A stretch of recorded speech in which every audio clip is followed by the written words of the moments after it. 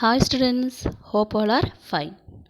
I hope all have completed the revision test. I have added here the answers of the revision test. Please see this and verify with your answer sheet. Okay.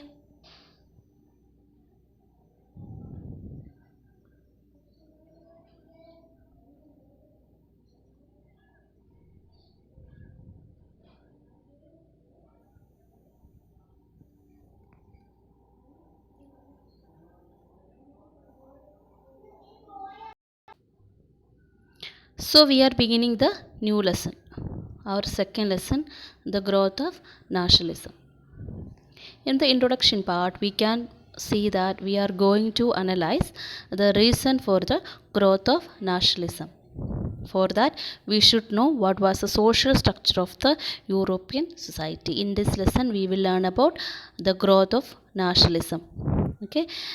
The European countries were headed by the monarchy. Monarchy means that's a king. He was the ultimate authority. Society was divided into different estates: kings, nobles, middle class, and lower estates. These are the important things. Society was divided into estates. The first estate enjoyed a lot of privileges. Privileges means some special rights. The other two estates forced to pay taxes and customs duties. Okay, the last classes they have to pay taxes and customs duties. The country was divided into, on those days, the European country was divided into small pieces and each governed by feudal lords. Each province should they governed by feudal lords. The merchants were not allowed to not cross the borders. Okay, the merchants were not allowed to cross the borders. Each of these states has different currencies and ways and measures. Okay, the origin of new middle class means the wealthy merchants. Middle class means the wealthy merchant. The origin of new wealthy merchants and the social philosophers wanted to unite the nation. The philosophers and the wealthy merchants needs to unite the nation, and this led to the emergence of nationalism. Okay, this led to the emergence of nationalism. Now we can see the definition of nationalism. What is nationalism? Nationalism is a sense of oneness born out of sharing the same geographical territory, the same culture and history, and similar aspirations to be independent of foreign domination. Okay, this is the definition of nationalism. And some progressive kings, they were ready to accept the democratic system of governance. That is the representative government means government by election or by an organized constitution.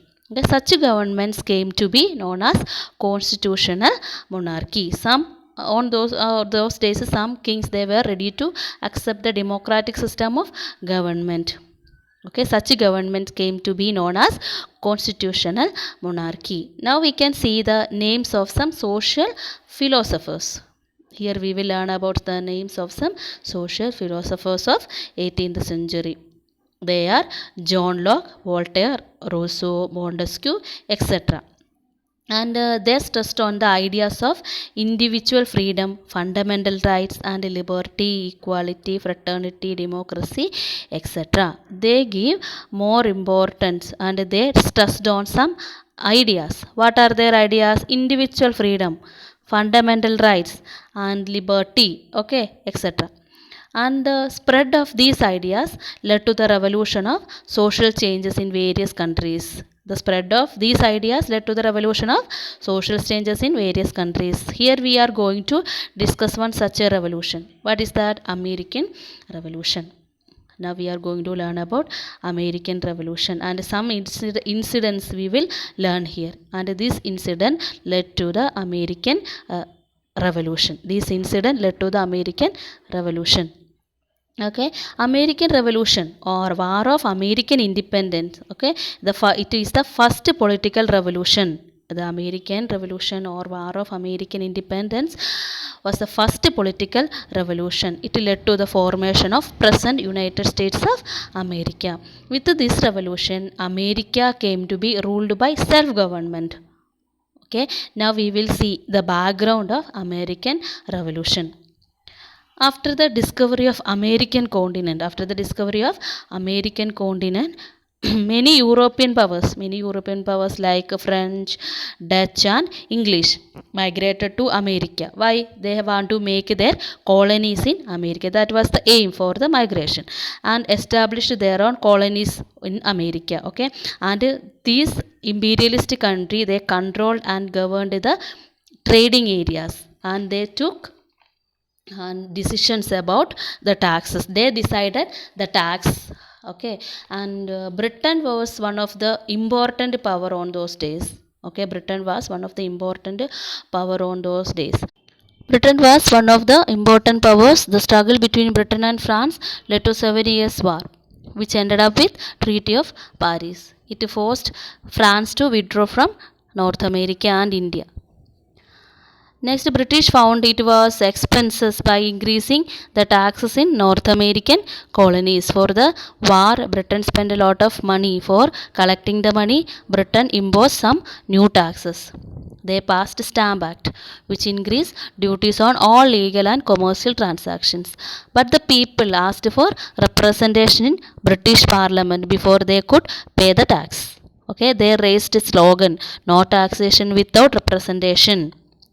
The protest of the people became violent.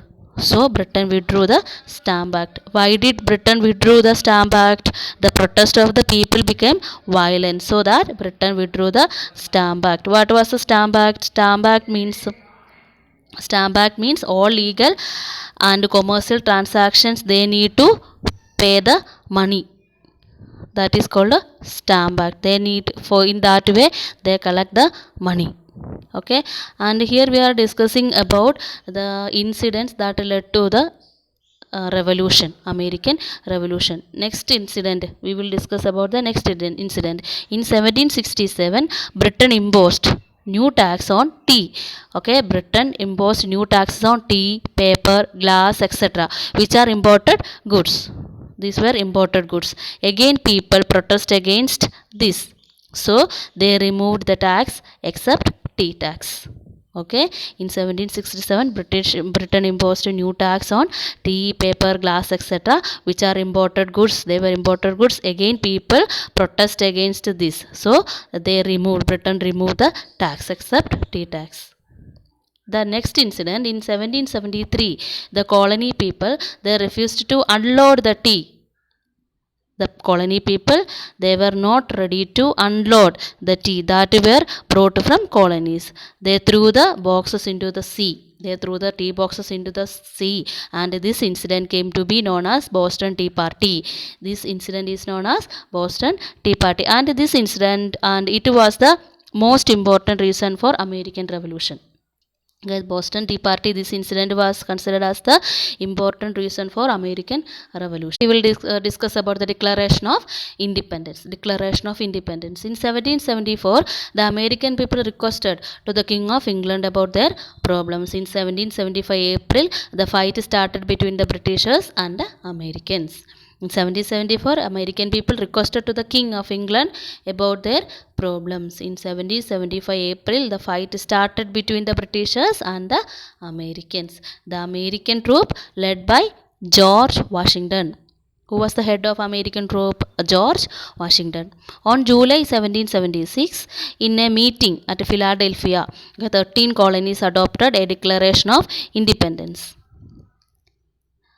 In the meeting of Philadelphia, 13 colonies adopted a Declaration of Independence. It promised equality, liberty and happiness, and the formation of self-government. In 1778, France supported American force and fought against Britain. And in 1883, the Britain was defeated and signed a treaty with America, Spain, France. Thus, the 13 colonies became free. After that, the 13 colonies became free and they formed a United States of America. Okay, children.